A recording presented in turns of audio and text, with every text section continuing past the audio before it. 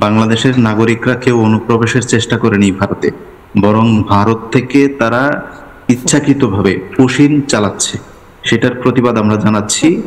আপনাদের জায়গা থেকে আপনারা আপনাদের নাগরিককে বাংলাদেশের মতো একটা ছোট রাষ্ট্রে কেন পাঠাচ্ছেন? কতটুকু আপনাদের অভাবে পড়লে আপনারা বাংলাদেশে পুশিং করছেন, একটু আমাদেরকে বলবেন প্লিজ দাদা।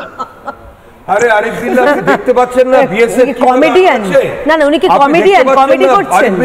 আরে আমাদের এখানে কমেডিয়ানরা আমরা এরকম না না, সত্যি আমরা এরকম কমেডিয়ানদের রাখি আমাদের দেশে। দেশের 27 লাখ অবৈধ ভারতীয় নাগরিক আছে, তাদেরকে নিয়ে যান। এ প্রমাণ কোথায় আছে? আপনার প্রমাণ পার্লামেন্টে দাঁড়িয়ে আপনার দেশের একজন বিধায়ক তিনি বলেছেন বাংলাদেশে পার্লামেন্টে দাঁড়িয়ে বিধায়ক বলেছেন, পার্লামেন্টে দাঁড়িয়ে বিধায়ক কথা বলেছেন। পার্লামেন্টে বিধায়ক হয় না, মাদ্রাসা থেকে পড়লে এই তো শিক্ষা হবে আপনার, আর কি জানবেন? পার্লামেন্টে সাংসদ হয়, সংসদে সাংসদ হয়। আরে আমাদের দেশটা বড় তো, বুঝতে পারবেন না আপনারা? আপনাদের কাছে বিধায়ক সংসদে কোন বিধায়ক বলেছেন নাম বলুন।